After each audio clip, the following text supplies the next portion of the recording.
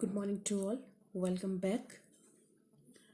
आज हम करेंगे इंपॉर्टेंस ऑफ टिंडल इफेक्ट। मैंने आपको पहले भी बताया है, वेरी इंपॉर्टेंट क्वेश्चन है ये एग्जामिनेशन पॉइंट ऑफ व्यू से। स्टार तो अब इंपॉर्टेंस क्या होता है टिंडल इफेक्ट का। एक तो आपने इंपॉर्टेंस आपने देख लिया, ठीक है। तो ये तो मैंने इसमें नहीं डाला है, मैं थर्ड पॉइंट यहाँ पर लिख रही हूँ, ठीक है। तो एक पॉइंट तो ये है scattering of light, it help in scattering of light, ठीक है।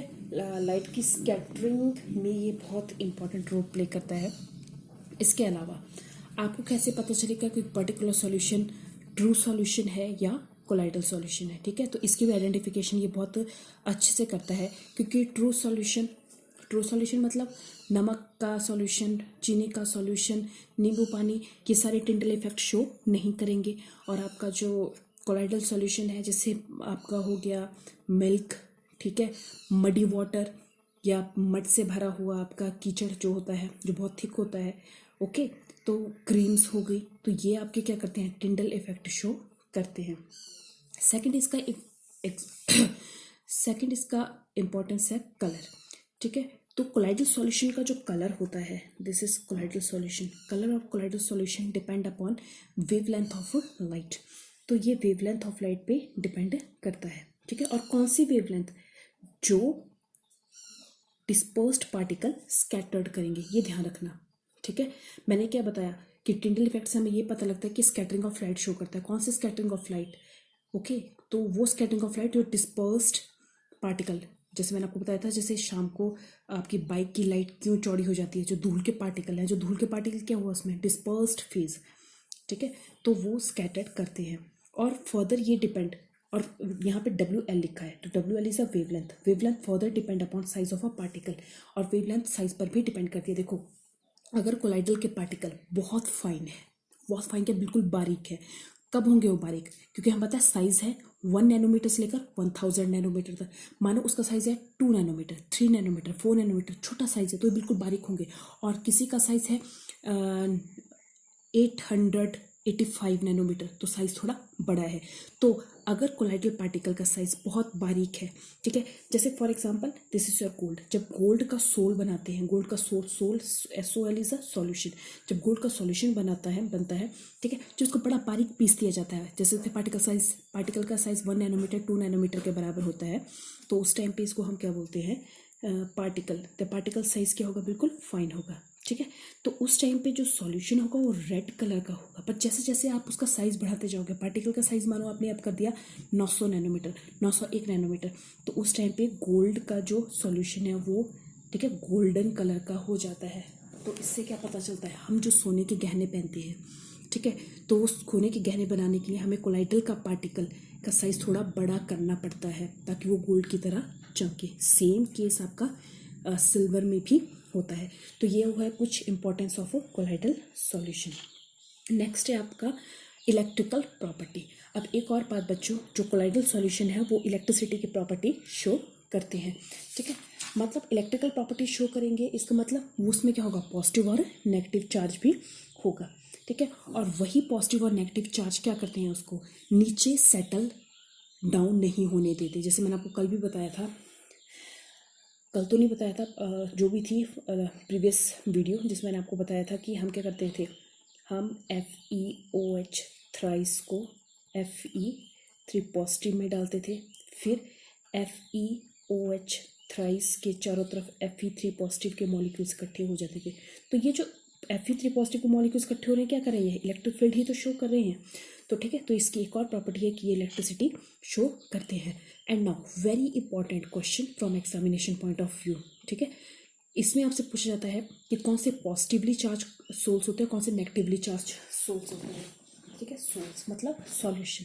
तो आपने इसमें हमेशा याद रखना है, जो पॉजिटिव होगा वो होगा एल्यूमिनियम ऑक्साइड Al2O3 XH2O, ठीक है। मतलब इसके चारों तरफ पॉजिटिव चार्ज होंगे, जैसे यहाँ, जैसे फेरिक हाइड्रोक्साइड के चारों तरफ कैसे हैं, पॉजिटिव चार्ज हैं, तो इसको क्या बोलते हैं, पॉजिटिव कोलाइड्स बोलते हैं। इसमें भी इसके चारों तरफ वो पॉजिटिव चार्ज होंगे, ठीक है। और इसमें होता है आपके पास Fe2O3 XH2 ferric oxide also a positive soul.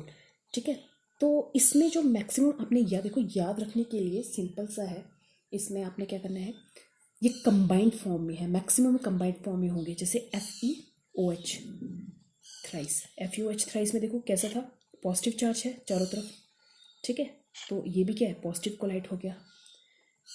AlOH3, ठीक है, यहाँ देखना आपने एल्यूमिनियम, ठीक है, आपका पॉजिटिव है तो ये पॉजिटिव हो, chromium CrOH3, all these are positive charge colloid.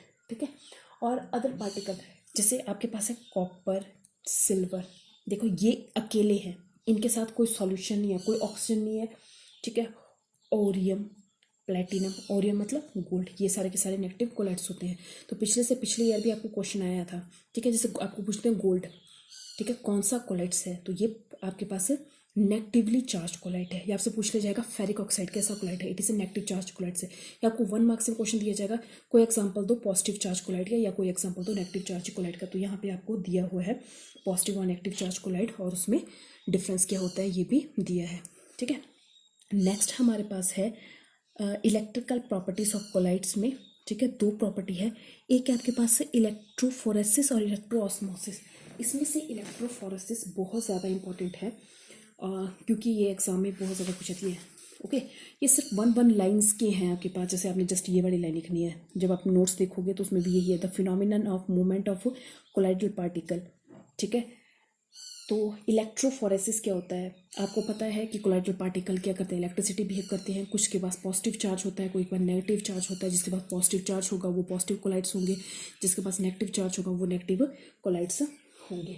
ठीक है, और अगर कोलाइड्स के पास पॉजिटिव और नेगेटिव चार्ज है तो अगर हम इलेक्ट्रिसिटी अप्लाई कर दें तो वो क्या करेंगे, ठीक है, पॉजिटिव चार्ज नेगेटिव प्लेट की तरफ मूव करना शुरू कर देगा, और नेगेटिव चार्ज पॉजिटिव प्लेट की तरफ मूव करना शुरू कर देगा। तो movement of colloidal particles in positive and negative plates of electric field is known as colloidal solution.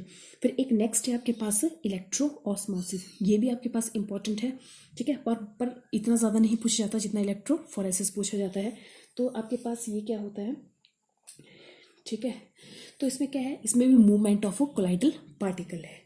ठीक है, और इसमें जो आपके मूव करेंगे वो डिस्पर्शन मीडियम के पार्टिकल, मतलब पानी, डिस्पर्शन मीडियम क्या हुआ, सॉल्वेंट के मॉलिक्यूल्स आपके मूव करेंगे। ठीक है, under the influence of applied potential, कुछ पोटेंशियल आपका प्रोवाइड किया होगा उससे ये पास करेंगे, उसको इलेक्ट्रोऑस्मोसिस बोलते हैं। ठीक है, so it is the phenomenon of movement of molecule of dispersed medium under the influence of electric field whereas colloidal particle are not allowed to move. Okay, so इसमें सिर्फ आपके पास क्या होगा, सेम है, इलेक्ट्रोऑस्मोसिस क्या होगा, phenomenon of movement of molecules of dispersion medium, सिर्फ dispersion medium यानी पानी के मॉलिक्यूल से इलेक्ट्रिक फील्ड में मूव करेंगे, डिस्पर्स्ड फेज के हम अलाउ नहीं करेंगे। अगर ऐसी कंडीशन है तो उसको हम इलेक्ट्रोऑस्मोसिस बोलते हैं। ठीक है, थैंक यू।